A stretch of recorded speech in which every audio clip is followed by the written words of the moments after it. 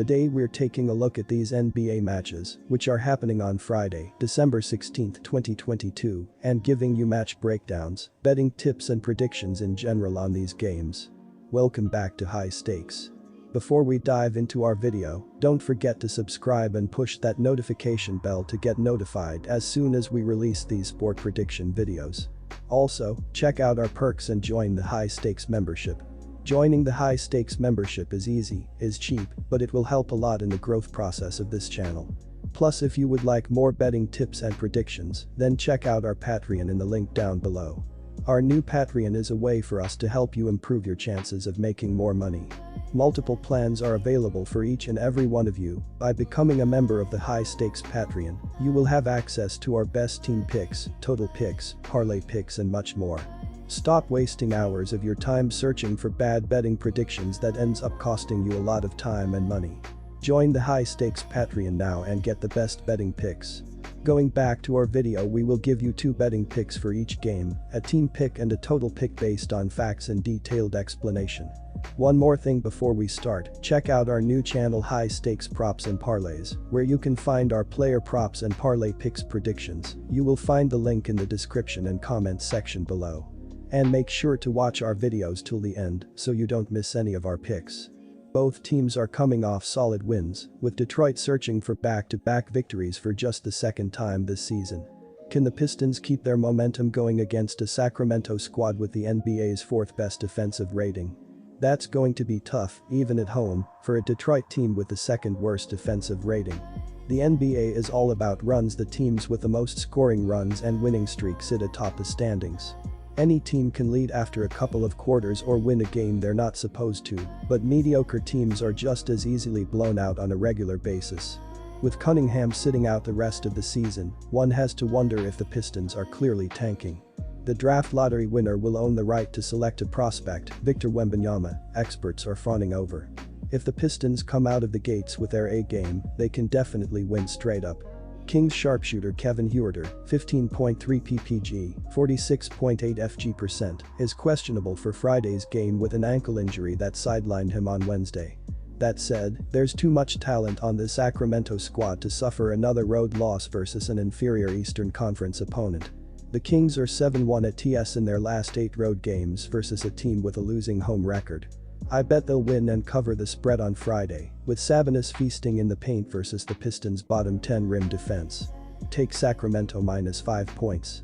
When looking at the adjusted defensive ratings throughout the course of the season, according to dunksandthrees.com, the Kings are 20th in the league with a 113.4 rating, while the Pistons are 29th in the NBA with a 116.6 rating. These teams are also on the top half of pushing the pace this season, as Sacramento is 6th in the NBA with 101.8 possessions per 48 minutes, while Detroit is 15th in all of basketball with 99.7 possessions per 48 minutes thus far.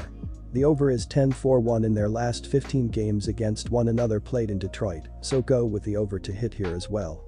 Take over 239 points. Charlotte Hornets vs Atlanta Hawks. Atlanta won 7 of its first 10 games to open the season, but the Hawks have been unable to maintain that form over the past month. They have lost 12 of their last 19 games and have dropped 5 of their last 6 coming into this matchup. Their recent rough stretch includes losses in each of their last 2 games, falling to Memphis in a 128-103 blowout on Monday, before losing to Orlando in a 135-124 final on Wednesday. Guard Trae Young was able to return from an injury, scoring 19 points on 6 of 15 shooting in 39 minutes. Young has scored at least 18 points in 18 consecutive games, and he also set a season high with 16 assists. Charlotte has been one of the most disappointing teams in the NBA so far this season, although part of that can be attributed to injury issues. The Hornets lost 14 of their first 18 games, essentially knocking them out of the playoff conversation after 1 month of the season.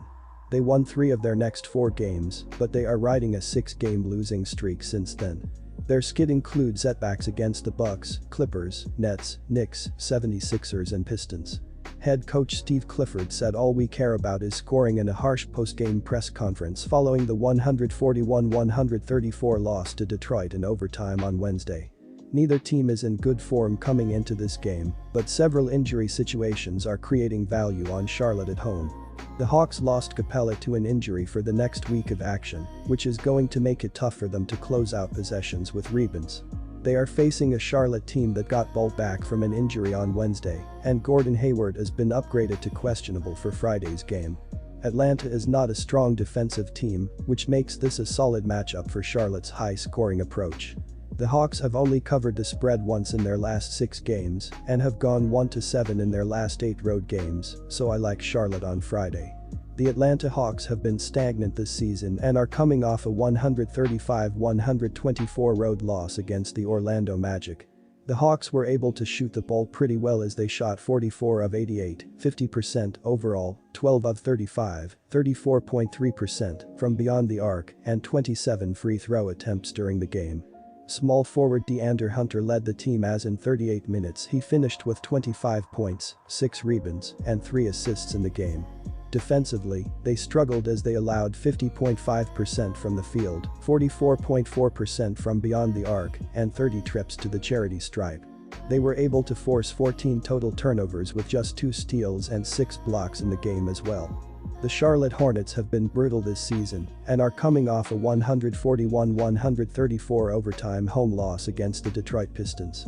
The Hornets were able to shoot the ball decently well as they shot 47 of 114, 41.2% overall, 17 of 51, 33.3% from beyond the arc, and 29 free throw attempts during the game. Shooting guard Kelly Oubre Jr. led the team as in 40 minutes he finished with 28 points, 8 rebounds, 1 assist, 3 steals, and 1 block in the game.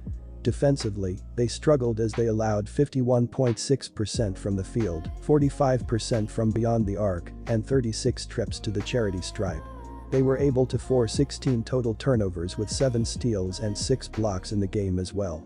These defenses have been atrocious as of late, as the Hawks are giving up 126.3 points in their previous 4 games, while the Hornets are allowing 126.8 points in their last 5 games played entering this game.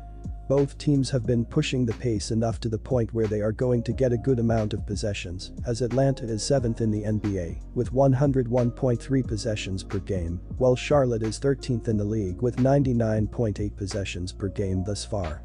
Bad defenses and getting a bunch of possessions throughout the game means the likelihood of the over 232.5 points here. Boston Celtics vs Orlando Magic. The Orlando Magic are currently in 13th place in the Eastern Conference standings as they trail the first-place Celtics by 13 games. On offense, they are scoring 109.1 points per game and they are shooting 47% from the floor. This is the 28th most points scored per contest and the 16th highest team shooting percentage. According to dunksandthrees.com, the Magic have an adjusted offensive rating of 110.8, which is the 23rd highest rating in the NBA. Paolo Banchero continues to lead the way for Orlando, as he is scoring 21.7 points per game on 45.1% shooting from the field. The Magic have also shown that they struggle to consistently knock down shots from behind the arc.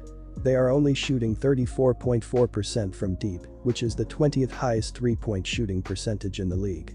They have to attack the basket if they want to consistently score throughout this game. Luckily, they have continued to take care of business at the charity stripe. They have knocked down 80.1% of their shots at the stripe, which is the 9th highest free throw shooting percentage in the NBA.